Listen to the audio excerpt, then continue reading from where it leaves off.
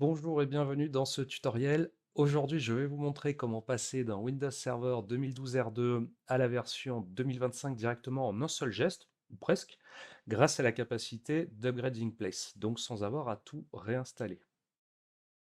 C'est une nouveauté assez discrète qui est arrivée avec Windows Server 2025, puisque jusqu'à maintenant, regardez, les upgrades de Windows Server étaient traditionnellement limités aux versions N-2 par rapport à la version courante. Par exemple, si vous souhaitiez mettre à jour vers Windows Server 2022, vous pouviez le faire en partant d'une version 2016, une version 2019, mais pas depuis les versions antérieures. Avec 2025, la donne a changé. On peut maintenant directement faire une mise à niveau depuis 2012 R2 vers la version 2025 sans étape intermédiaire. Ça veut dire que les workloads, les rôles d'infrastructure qui sont configurés, les applications exécutées sur le Windows Server 2012 R2 vont toujours être là quand vous serez passé sur le nouveau système d'exploitation. Alors, c'est plutôt pratique.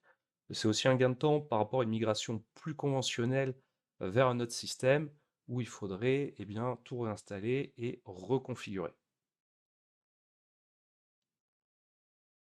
Pour ce tutoriel, on va partir d'un Windows Server 2012 R2 configuré en tant que contrôleur de domaine Active Directory. Alors j'ai pris un DC pour l'exemple. Bien entendu, le processus d'upgrade in place sera similaire pour les autres rôles Windows Server supportés. Et puis, avant de vous lancer, je vous recommande bien évidemment de réaliser une sauvegarde complète de votre système, car même si cela fonctionne très bien, il peut toujours exister des risques d'incompatibilité en fonction de votre configuration spécifique. Donc, testez d'abord toutes vos applications dans un environnement sûr avant de reproduire cela en production. Et en termes de prérequis, il vous faudra tout d'abord vous procurer un média d'installation de Windows Server 2025, ça peut être un fichier ISO, un VHD, suivant le type de serveur sur lequel vous travaillez. Vérifiez que la machine supporte bien les caractéristiques matérielles minimum. Donc c'est bien les caractéristiques matérielles minimum que j'ai repris ici de la documentation de Microsoft. Il vous faudra également une clé d'activation produit ou configurer le mode de paiement de la licence en locatif. On verra ça tout à l'heure lors de l'installation. Vérifiez bien la liste des rôles Windows Server officiellement supportés. Je vous remettrai le lien en description de la vidéo. Au moment où j'enregistre, globalement tous les rôles sont pris en charge à l'exception du rôle de service d'impression et de télécopie. Bon, le fax en 2025, c'est peut-être pas le plus grave, et ainsi que les rôles de service de fédération qui ne sont pas pris en charge pour la migration in place. Voilà, c'est les deux seuls rôles que j'ai notés qui ne passaient pas dans le processus. Faites un point également sur la compatibilité des applications Microsoft et celles qui proviennent d'éditeurs tiers. Vérifiez principalement que ces éditeurs vous fournissent un support sur l'édition 2025. Et enfin, pour rappel, réalisez bien une sauvegarde complète avant de démarrer la procédure.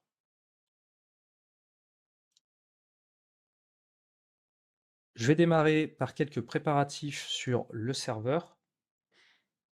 Au niveau des propriétés système, vous voyez ici que je pars dans 2012 R2 standard, je dispose de 4 Go de mémoire vive installée, et comme il s'agit d'un contrôleur de domaine, je suis dans un domaine Active Directory.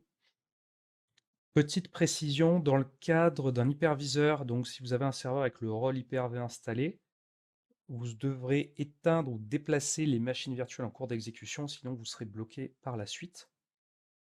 Dans tous les cas, quels que soient les rôles que vous avez configurés, je vous recommande de collecter quelques informations sur l'OS et le système en général grâce à ces commandettes PowerShell pour avoir les versions vraiment détaillées de numéro de build, les KB installés et toutes les données peut-être utiles d'avoir avant de lancer le setup de Windows Server 2025. Ici, dans le cadre particulier d'un contrôleur de domaine, je vais simplement vérifier les niveaux fonctionnels du domaine et de la forêt. Pour toute logique, ici on est en 2012 R2. Et pour que l'opération de mise à niveau sur place soit disponible, il faut que le serveur soit le plus à jour possible. Alors ici, j'ai dû passer 114 mises à jour. Bon, c'était l'époque où il n'y avait pas de cumulatif d'update. Alors ça peut entraîner forcément des redémarrages, donc il faut le prendre en compte. Et avant de démarrer bien l'installation à proprement parler du 2025, il faut eh bien, que votre Windows Update soit vraiment le plus vert possible afin que l'assistant puisse dérouler correctement la mécanique d'upgrade.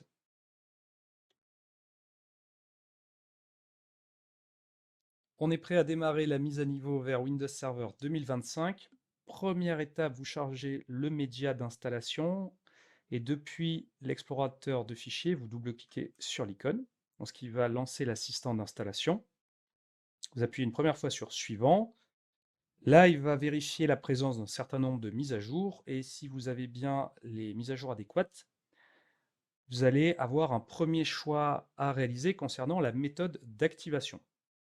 Alors, vous pouvez réaliser la mise à niveau d'une version d'évaluation à une version commerciale ou d'une version déjà activée au moyen d'une clé produit, donc, qui est le moyen d'activation traditionnel. Et avec la version 2025, on a une nouveauté ici qui est apparue, puisque on va maintenant avoir la possibilité de louer la licence, c'est-à-dire de la payer à l'utilisation réelle, qui est une alternative à l'achat d'une licence perpétuelle de Windows Server. Alors, si ce mode-là vous intéresse, c'est une fonctionnalité qui est disponible au travers d'Azure Arc. Donc, il faudra configurer la machine avec Azure Arc et la facturation se fera directement au travers d'un abonnement Azure. Ce qui peut être intéressant pour certains environnements temporaires, c'est la possibilité de désactiver à tout moment le paiement à l'utilisation. Et puis, petite information à savoir, l'utilisation du paiement à l'utilisation est gratuite pendant les 7 premiers jours à titre d'essai. Alors pour ce tutoriel, j'ai utilisé une clé produit. Ensuite, vous choisissez l'édition et le type d'installation que vous souhaitez. Par défaut, il va vous proposer la même édition et le même mode d'installation que ce qu'il détecte par rapport au l'OS actuel. Donc là, par exemple, il m'a proposé de passer sur la 2025 standard, puisque je suis actuellement sur une 2012 R2 standard en mode expérience complète de bureau. Cependant, vous ne pouvez pas convertir toutes les versions éditions de Windows Server dans toutes les éditions et modes d'installation proposés. Par exemple, vous ne pouvez pas basculer d'une installation serveur core vers une installation en mode desktop experience. Pareil pour les éditions, par exemple, vous pouvez basculer d'une standard à une data center. L'inverse n'est pas forcément possible au moment de l'upgrade. Donc une fois que vous avez fait votre choix, vous cliquez sur Suivant. Ici, vous allez avoir, comme d'habitude, eh bien, les termes contractuels à valider. Vous choisissez ensuite l'option qui consiste à conserver tous les paramètres, les applicatifs et les fichiers. Donc c'est vraiment ici que vous spécifiez que vous souhaitez faire une mise à niveau sur place. Vous faites suivant. Donc là, il va encore vérifier quelques mises à jour. Et juste avant de démarrer l'installation à proprement parler Windows Server 2025, il procède ici à des vérifications et il m'explique que je vais devoir réaliser la préparation d'un domaine et de la forêt, puisque je suis sur un contrôleur de domaine. Alors ces vérifications, elles sont spécifiques ici au cas du contrôleur de domaine. Si j'étais sur un autre rôle Windows Server, je n'aurais pas forcément ces opérations à réaliser. Donc c'est ce qu'on va faire tout de suite. Pour ça, on ouvre une invite PowerShell en mode administrateur. Et on va ici exécuter l'outil ADPrep qui se trouve donc sur le média d'installation de Windows Server 2025, donc ADPrep/ForestPrep pour la préparation de la forêt. Et on va exécuter la commande analogue pour la préparation du domaine, donc cette fois-ci ADPrep avec le paramètre /domaine-prep pour préparer le domaine. Une fois que ceci est fait, vous cliquez sur Rafraîchir. Maintenant, il passe à la vérification des caractéristiques plutôt matérielles. Et cette fois, on est bon pour la mise à niveau, il est préinstallé, il va garder tous les fichiers, paramètres et applicatifs qui sont déjà configurés. Vous cliquez sur Installer et ça démarre l'installation. Donc là, le processus d'upgrade démarre. La machine eh bien, va être amenée à redémarrer un certain nombre de fois. Alors ça a duré à peu près, dans ce cas-là, j'ai chronométré environ 25 minutes entre le moment où j'ai cliqué sur installer et le moment où on arrive ici sur la mire d'authentification. Donc là, on voit qu'on est sur quelque chose de tout de suite très moderne au niveau de l'interface graphique. Je peux me loguer tout de suite avec le compte du domaine. Alors on voit visuellement, hein, que ça ressemble bien à un nouveau système d'exploitation. Ça a le look and feel de Windows 11. Mais je vais vérifier tout de même au niveau des propriétés de l'ordinateur qu'on exécute bien Windows Server 2025. Et donc c'est ce qu'on voit ici, hein, l'édition 2025 standard avec la version 24 H2. Donc l'upgrade in place est réalisé. Au niveau des spécificités du rôle Active Directory, donc je vais lancer la console AD pour vérifier que le contrôleur de domaine est présent sur l'ordinateur. Donc ici, on récupère bien la vue sur le domaine. Et quand on va voir les propriétés, on voit que le domaine fonctionnel et celui de la forêt n'ont pas été upgradés. Ça, c'est normal, puisque l'upgrade in place va conserver les paramètres d'origine. On fait vraiment une mise à jour du système d'exploitation, mais le processus ne vient pas modifier le paramétrage, d'accord? Donc à partir de là, on fait annuler.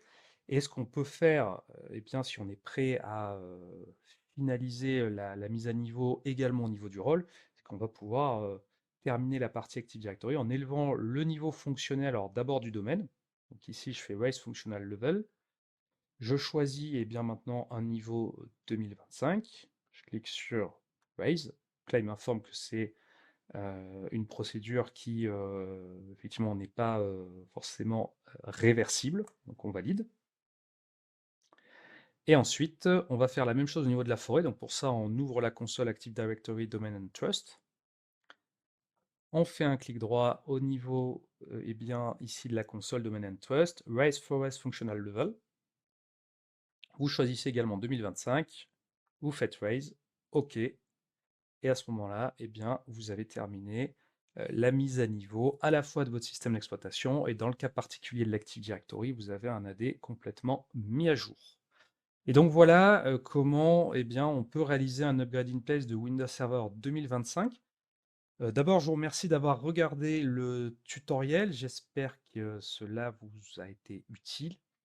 Si vous avez des questions, des remarques, n'hésitez pas à les poster dans la section commentaires de la vidéo. Je vous répondrai du mieux possible. Et puis dans tous les cas, eh bien, je vous donne rendez-vous très prochainement pour de nouveaux tutoriels. Merci et à bientôt.